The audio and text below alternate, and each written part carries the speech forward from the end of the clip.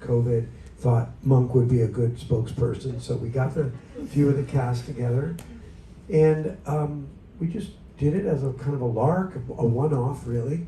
And then we discovered that the reaction to this PSA was so big and so, so then everybody thought, well, maybe COVID has given us a good, kind of opened a door to, given us a compelling reason to see where this character is after all this time. So we, Andy Breckman, our show creator, showrunner, writer, came up with a really good idea, really good pitch, this story, and then it all just unfolded. We shot it in 1 month, we shot it in the month of May, so it was like 20 days of shooting, 21 maybe. But my involvement was really probably a year before that, because I'm a producer and everything. I was, as the other producers were, weighing in on the script and the story, talking about casting and talking about where we were going to shoot it. That took up a lot of oxygen. We ended up shooting it in Toronto, which kind of turned out to be a good thing, because the writer's strike had started and the actor strike was pending. So it was scary. It was scary for me to get back to it, because as much as I loved the company, and I'm going to turn my chair. Thank you. As much as I love the cast and everyone involved, we felt like we ended the series on such a high note. We felt good about the 2-part finale. The ratings were very, very good. And I was worried that, maybe we leave well enough alone. And unless you can, I kept saying, unless we can match or beat where we left off, this is a risky proposition. We don't want to come in under what we accomplished at the end of that 8th season. And sure enough, the writer stepped up, and everybody, we got the team back together, and we felt like we had something that was good enough to honor 125 episodes that we had originally done. In terms of making it better, giving it that added scope that you talk about, one thing that struck me about this the first time I watched it was the dramatic weight of it compared to the series. Did you find playing those notes a little bit more intense maybe? How did you find that slight tonal shift? Yeah, definitely we went darker in this movie and we went to some, poignant, emotional, high emotional places in the series, but nothing to match this. At first, the idea sounded a little bit, maybe off-brand, I guess you'd say. But the way Andy Breckman pitched it was sort of genius, really. He pitched it to all of us by saying, he actually invoked It's a Wonderful Life. The movie It's a Wonderful Life. He said, look, this is a holiday movie, heartwarming, American classic holiday movie, which is about a guy who, the premise is the guy wants to kill himself. And so that just made this make a lot of sense to us. And it reassured us in a way that we could keep the comedic elements of Monk alive, and we could even boost them somewhat. So once he framed it that way, and then obviously came up with a really nice script, everybody was all in. Everybody was on board. You do have some great comic moments still in this movie. Well, one of which, to full disclosure, one of which I fought tooth and nail. I did not, the dog poop moment. I really did.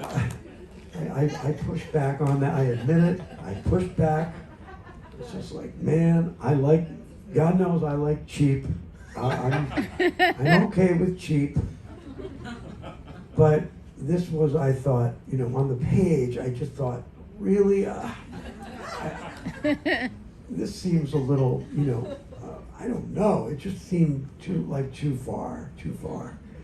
And so I really, really had actually more than one serious sit down with Andy, trying to convince him that there's got to be a better way here. And in his defense, we're always the four of us. We have 4 exec producers: Randy Zisk, who directed it; David Hoberman, who's been with us from the very start. He was co-creator actually, and Andy and myself. And we're always really good at collaborating, at negotiating. One person digs in their heels about something, and I'll give you 2 of these, you give me 1 of those. This is important to me. This is less important. But on this one, Andy really dug in his heels, and he was immovable on the dog shit. So so we thought, okay, you know what? We're just gonna just close our eyes, and we're gonna just do it. We're gonna do it, and then maybe we can do something in editing if it's disastrous.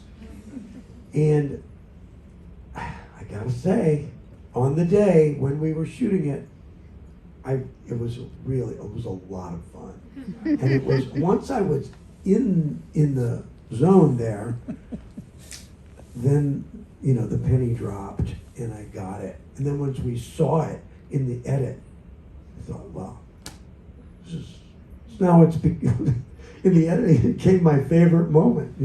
Like, how can we build this? And trailer was great in there, and that's the genius of Andy Breckman.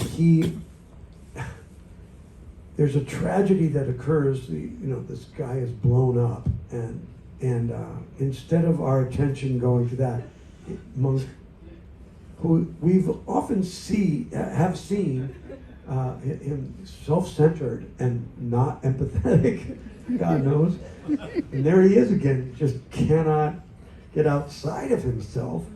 So I'm really glad that we did it.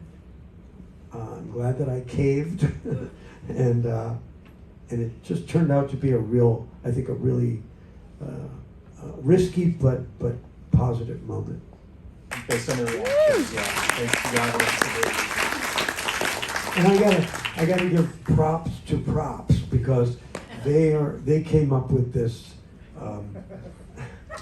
I don't know what it was. I don't want to know what it was, but it was. And the way they put it on the ground was, like those pastry things, where you write "Happy Birthday."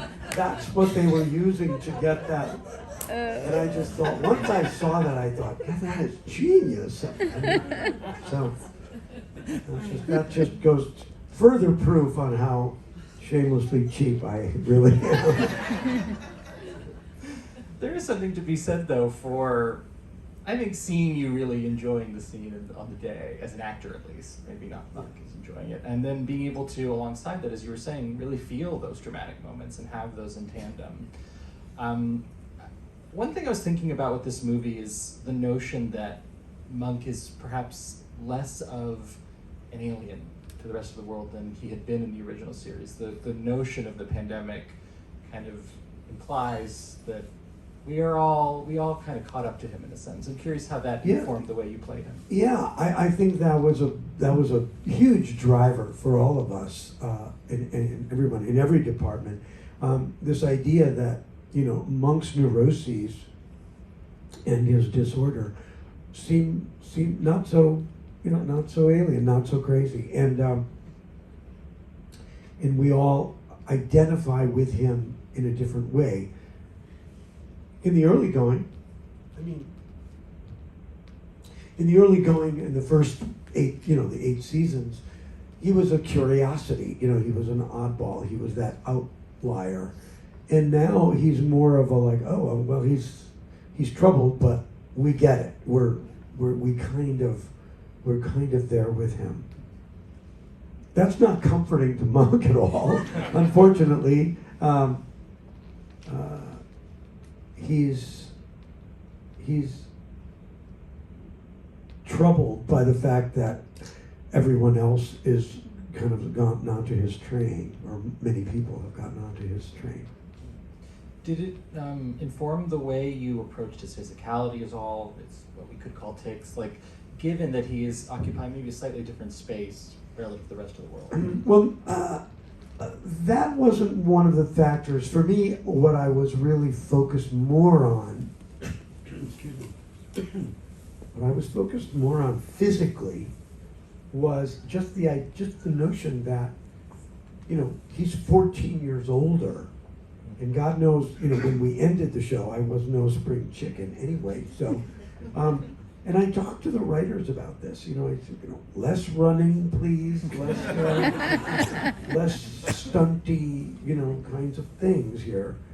Not just because I didn't want to do it, but because the character can't, he cannot function the same way he did when when we left him. So I was really more, how do I wear the mantle of the weight of all of that time, and not just the passage of time, but what that passage of time has wrought, which was, not working as much, not certainly not working regularly, not having his support system, Stottlemyre, Natalie, even Disher, not having any of those people around him. He still has Dr. Bell, but and Molly is there, but not his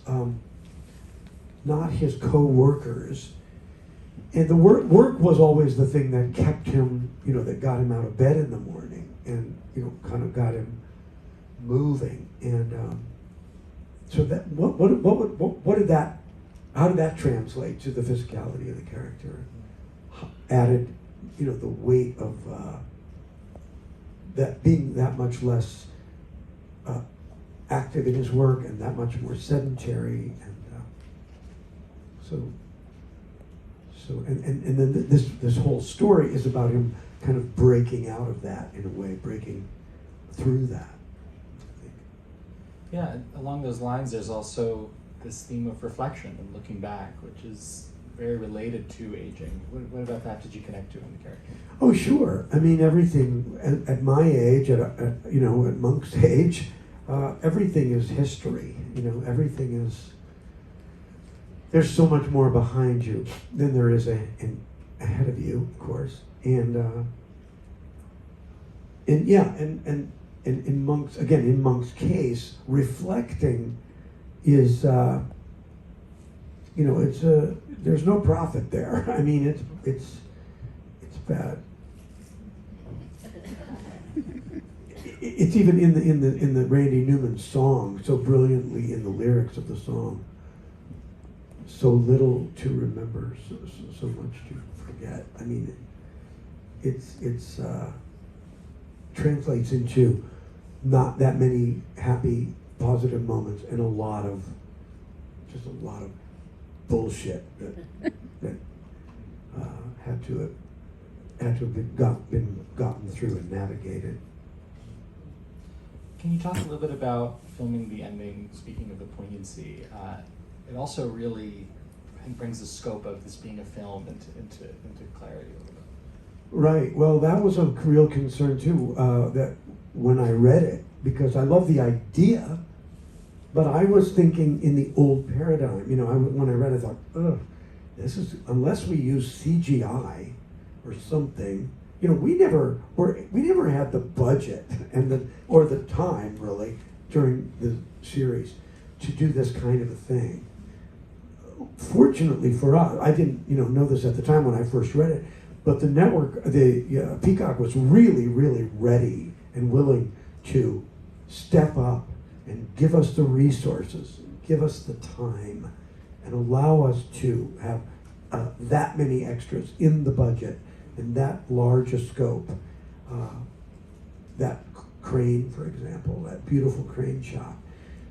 Those were things that were, just not at our we did not have those at our fingertips for 8 years. We were, in our defense, we made a decent show, but we were working on a shoestring budget. Shot it on 16 millimeter, that show, which is, if you've ever done that, is quite challenging. And here we had a fancy Aeroflex digital thing. We had an amazing cinematographer, real film. We were shooting it like a film. And thank God we didn't have the pressure cooker of, that ticking clock. Like, oh God, we're on our 6th day and we only have 8 days and we've got 25 more pages. What are we gonna, which was always the challenge of well, it's the challenge of all TV, really, of all most series, other than the streamers, I guess. But no, this was a luxury for us, and I think everybody kind of brought it, and it shows up on the screen. Yeah. So how did that feeling of extra resources impact you as an actor, particularly in that final stretch? Oh, well, we really, in many ways, gave us the freedom to do more takes, the freedom to try more things, the freedom to take our time and really, when something was not quite clicking, to, step back and massage it and figure it out, solve the problem and go after it again. In the old days, we just did not have that luxury. We were, it was gun and run and, sort of flying by the seat of our pants. And then hopefully, please God, fixing it in editing. Literally that was going on a lot. This was just we were able to exhale and really, and not just us as actors, but in every department, people had the time and support.